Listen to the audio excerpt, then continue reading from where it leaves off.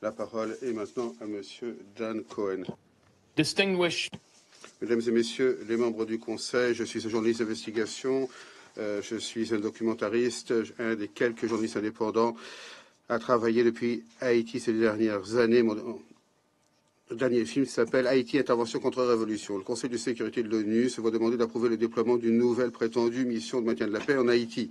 Rappelons-nous que Haïti est sous occupation des États-Unis et de l'ONU depuis 21 des 30 dernières années, de 1994 à 2000, par la MANU, la MITNU et la MIPONU, et de 2004 à 2019 par la MINUSTA et la MINUJUST. Cependant, ces plus de 20 ans d'occupation n'ont jamais permis de réaliser leurs objectifs officiels. Et en fait, les soldats de l'ONU, sous le prétexte familier de lutter contre les gangs, lors d'une opération qui est devenue emblématique de leur comportement, ont tiré quelques 22 000 balles dans les bidonvilles de la Cité du Soleil et ont tué des résidents. Ces soldats de l'ONU ont également été responsables de crimes contre le peuple haïtien, de l'introduction du choléra au viol d'enfants pour lesquels personne n'a jamais dû rendre compte.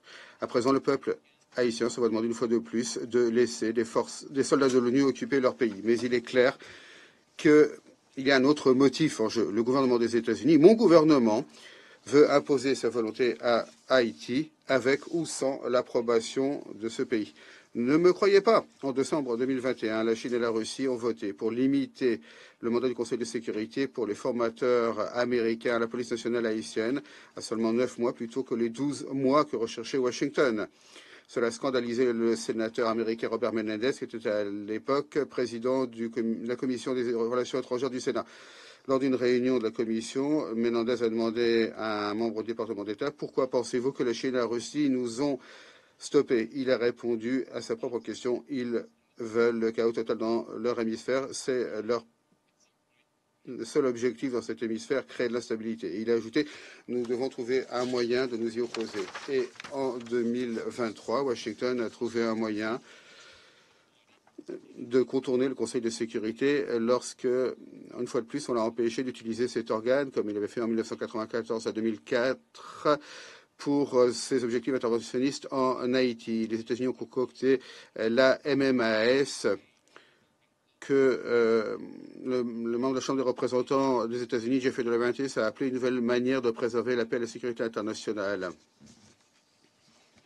Les États-Unis ont promulgué une loi appelée la loi internationale de fragilité, qui serait mieux décrite si on disait loi sur l'effondrement de l'Empire. Cette loi bipartisane vise à combiner la force militaire et la force souple pour repousser l'influence croissante de la Chine et de la Russie, que Washington voit comme une menace au nom de la doctrine Monroe. Haïti est le projet pilote pour cette stratégie. Les États-Unis disent qu'elles veulent l'appeler à ce qu'elle appelle des États fragiles de par le monde, à commencer par la Libye, la Mozambique, la Papouasie-Nouvelle-Guinée, ainsi que le Bénin, la Côte d'Ivoire, le Ghana, la Guinée et le Togo en Afrique occidentale. Cette intervention part du principe que le peuple haïtien est incapable de régler ses propres problèmes, une idée insultante pour ceux qui connaissent l'histoire d'Haïti. Une intervention serait avant tout une violation de la souveraineté d'Haïti.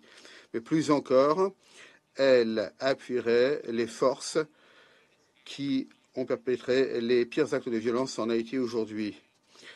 Mon média, Uncaptured Media, en coopération avec Haïti Liberté, a récemment publié des vidéos que nous avons obtenues d'un policier de la police nationale qui exécutait de manière sommaire un civil désarmé qui ensuite lui a fait les poches et qui ensuite l'a écrasé avec un véhicule fourni par les États-Unis officiellement pour lutter contre les gangs. Il ne s'agit pas là d'un cas isolé.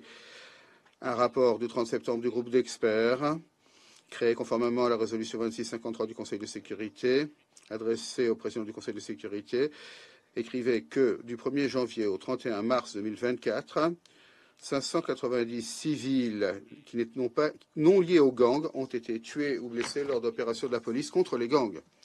Ce document citait des rapports selon lesquels des policiers avaient mené à bien des exécutions extrajudiciaires, comme l'a montré notre vidéo. De plus, les forces de police kenyanes envoyées en Haïti sous les auspices de la MMAS ont des antécédents terribles en matière de droits humains. Un rapport de 2009 du rapporteur spécial de l'ONU sur les exécutions extrajudiciaires sommaires ou arbitraires, Philip Alston, a dit que des escadrons de la mort obéissant à des officiers de police au Kenya ont tué 1113 personnes au Kenya après les élections de décembre 2007. Peu de choses ont changé depuis. Même le département d'État des États-Unis, dans son rapport sur le Kenya 2018, parle de meurtres illégaux et politiquement motivés, de disparitions forcées, tortures, etc. Une opération de l'ONU permettrait à ces officiers de police kenyans et haïtiens de continuer. Cette prochaine intervention de l'ONU est une violation de la loi haïtienne et de la Charte des Nations Unies. Haïti n'a pas de gouvernement élu, mais un régime de fait nommé par les États-Unis. Le président par intérim, Leslie Voltaire, n'a aucune autorité judiciaire, pas plus que les anciens premiers ministres Ariel Henry, Gary Coney et maintenant Didier Fils-Aimé. Aucun d'entre eux n'a été élu et n'a aucune légitimité en dehors de ce bâtiment ou de Washington. Envisager une telle option est une insulte au peuple haïtien. Après mes nombreuses visites en Haïti ces dernières années, il est clair pour moi que la grande majorité des Haïtiens ne veulent pas une nouvelle intervention en 2023. Alors que le Conseil se demandait s'il devait donner son feu vert à la MMAS, des organisations de la société civile en Haïti ont dit très clairement qu'elles étaient contre et ont rappelé la crise de choléra amenée par des casques bleus. La seule partie de la population haïtienne qui appuie une intervention, ce sont les quelques-uns qui pourraient en profiter, qui vivent en dehors du pays. Il s'agit des oligarques corrompus qui financent les groupes armés et qui ont maintenant perdu leur contrôle sur ces groupes et que Washington considère comme les futurs dirigeants d'Haïti. Pour quiconque penserait qu'une intervention armée étrangère profiterait au peuple haïtien, ce qui est naïf, il suffit d'examiner les résultats des précédentes interventions et de se souvenir du proverbe « La folie, c'est de continuer à faire la même chose et d'attendre des résultats différents ». En fait, cette intervention pourrait être encore pire. Haïti est inondé d'armes militaires importées des États-Unis en raison d'une législation laxiste sur les armes et de frontières poreuses. Une intervention se heurterait à une résistance et ferait de nombreux morts au sein de la population haïtienne et des soldats de l'ONU. Il faut respecter la souveraineté d'Haïti, mais il faut d'abord que le peuple haïtien la rétablisse lui-même. Ce sont les Haïtiens, pas les étrangers, qui doivent choisir leurs dirigeants et leur avenir. Merci. Je remercie.